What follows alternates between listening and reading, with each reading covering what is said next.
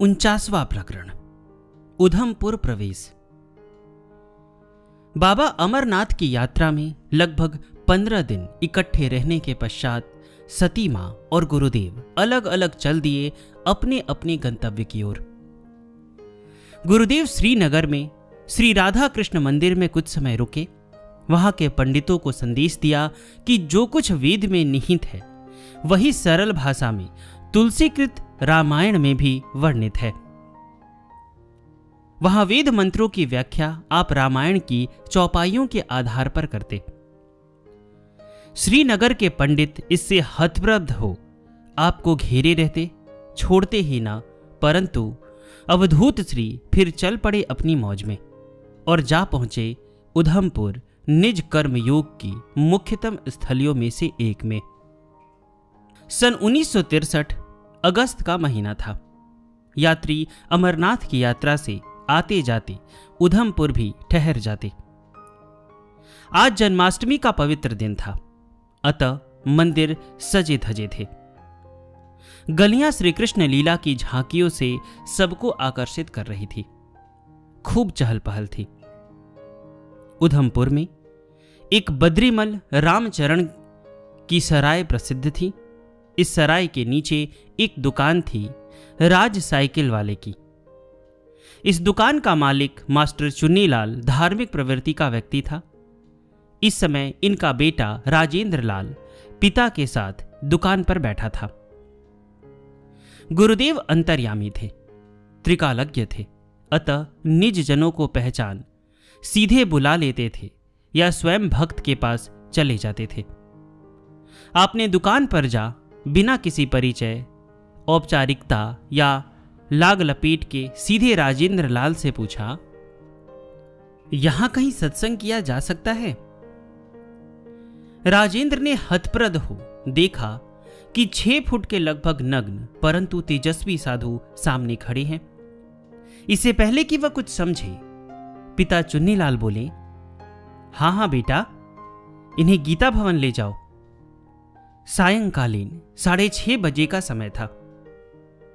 राजेंद्र गुरुदेव की ठक ठक खड़ाओं की आवाज के साथ साथ चलता गया और गीता भवन पहुंच गया। जन्माष्टमी महोत्सव के इंद्रधनुषी रंगों में गीता भवन जगमगा रहा था। संकीर्तन की धुन पर भक्त मंडली झूम रही थी। भवन खचाखच भरा था। राजेंद्र ने भीतर जाकर आयोजकों को कहा कि महात्मा जी को भी कुछ समय बोलने को दिया जाए। उन्होंने 5 मिनट का समय दिया। मंच पर पद्मासन से विराजित हो जैसे ही आपने ओम के प्रणवोच्चारण का दीर्घ शंखनाद किया, जनता मंत्रमुग्ध हो प्रशांत बैठ गई। जैसे ही अवधूत श्री के श्रीमुख से तत्वज्ञान की गंगा प्रवाहित होनी प्रारंभ हुई, सभी चमत्कृत हो उसमें डूबने लगे। वातावरण किसी अलौकिक लोक की तरह हो गया। नीले आसमान से उतरे देवदूत की तरह आप मंच पर सुशोभित होने लगे। अवतरित ज्ञान को मुखरित करती गंभीर वाणी आकाशवाणी की तरह वरदानमयी बन श्रोताओं को विमुग्ध करती गई। थोड़ी देर के लिए ही सही, सत्संग की महिमा से सभी बंधनकारी माया के अतिशय प्रभाव से मुक्त रहे। उन्हें होश तब आया जब 1.5 घंटे के बाद जादुई साधु महात्मा ने प्रार्थना की, यदि प्रेम प्रभु से चाहता अभिमान को तज तार रे, बीती निशा अब जागरे। बीती निशा अब जागरे प्रार्थना की एक पंक्ति का अनुकरण जब सामूहिक रूप से उपस्थित भक्तजन करने लगे तो इसकी धूम यज्ञ वेदी की सुगंधित धूम की तरह उधमपुर में सर्वत्र व्याप्त हो गई। अब जीवन मुक्त को बांधने का उपक्रम प्रारंभ हो गया। उसके लिए श्रद्धारूपी ब्रह्मास्त्र का आश्रय ले प्रार्थना की गई कि यहां प्रतिदिन प्रवचन के द्वारा महाराज श्री भक्तों पर कृपा करें। बद्रीमल रामचरण सराय में ठहरे थे रात्रि भर महाराज श्री। यह पता चलते ही दूसरे दिन भक्तगण प्रार्थना के साथ इन्हें लिवा ले गए गीता भवन के विशिष्ट अतिथि कक्ष में और आप समान सहित वहां विराजित हो गए। समान के नाम पर एक कमंडलू और एक कपड़े की गांठ लगी झोली ही थी। झोली में गीता, रामायण, गोपाल सहस्त्र नाम और दुर्गा सप्तशती, ये 4 छोटी पुस्तकें थी। कोपीन का एक छोटा सा भगवा कपड़े का टुकड़ा था जिसे आप जल प्रक्षालन कर रख लेते। कमंडलू एक ऐसा भिक्षा पात्र था जिसमें से यदि चाहते तो सभी का भरण पोषण कर देते, क्योंकि त्रिलोकीनाथ स्वयं अद्वैता अवस्था में आपके भीतर अवतरित हो क्रीड़ा कर रहे थे।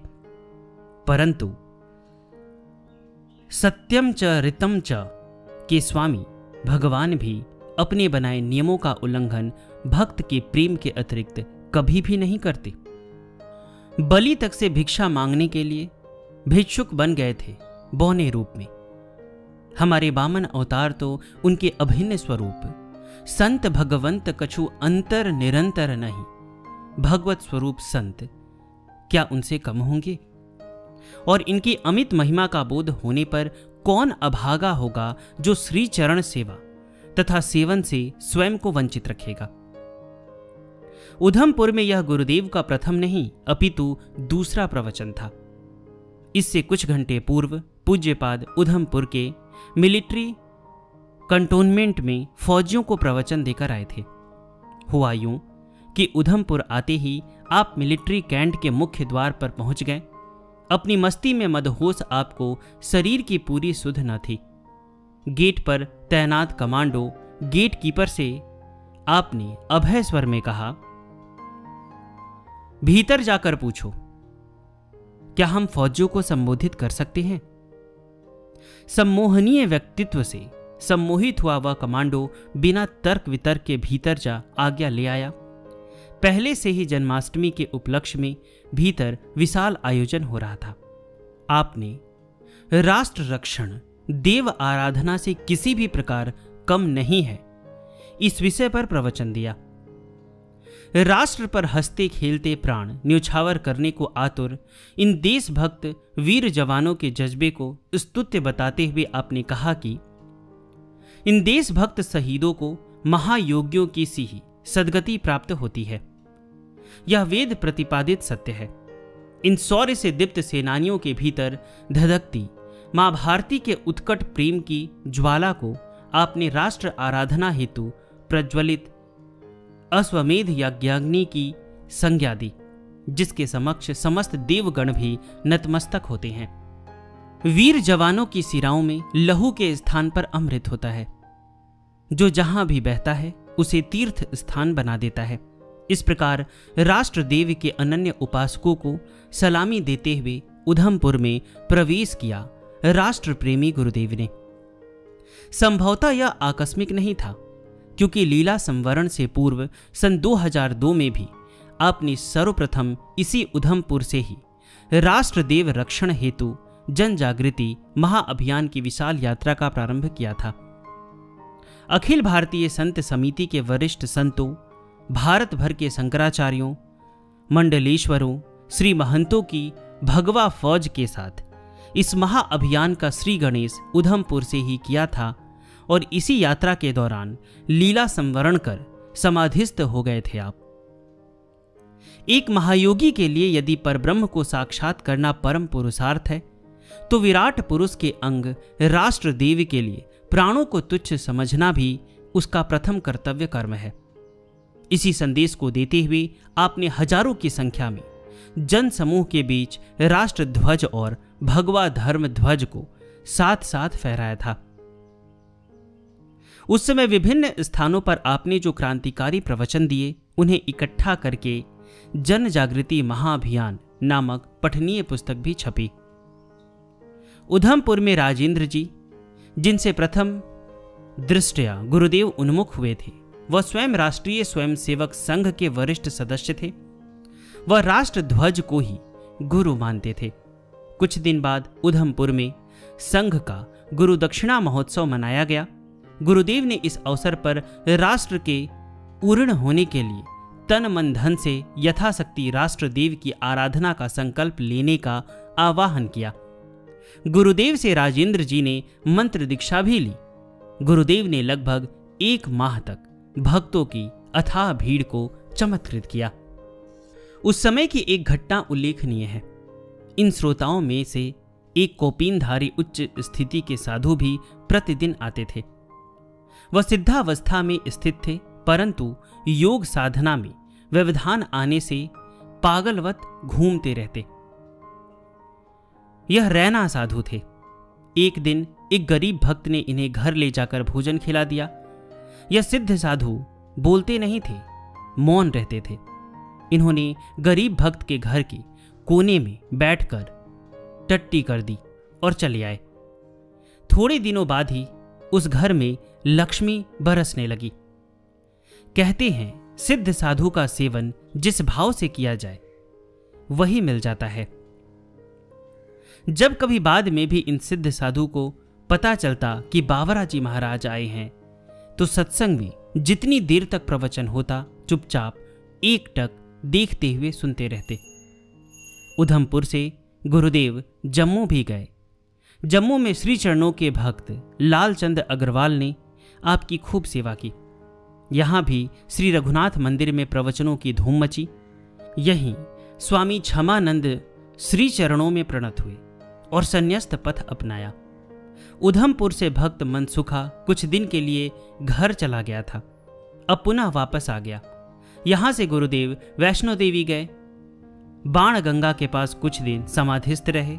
उधमपुर और कटरा के बीच में पैंथल गांव है। आपने वहां कुछ दिन पिंडी वाली देवी के सिद्ध पीठ पर एकांतवास भी किया। गुरुदेव पुनः उधमपुर आकर वहां से होशियारपुर चले गए। होशियारपुर में ठाकुर रणवीर सिंह ने खूब चरण सेवा की। तभी मनसुखा की माता ने गुरुदेव से प्रार्थना की कि उसका यह एक ही बेटा है, इसे विवाह के लिए आज्ञा दे। अंतर्यामी गुरुदेव ने उसे जितनी जैसी सेवा चाहिए थी ले ली थी, अतः अब उसे गृहस्थाश्रम पालन का आदेश दे घर भेज दिया।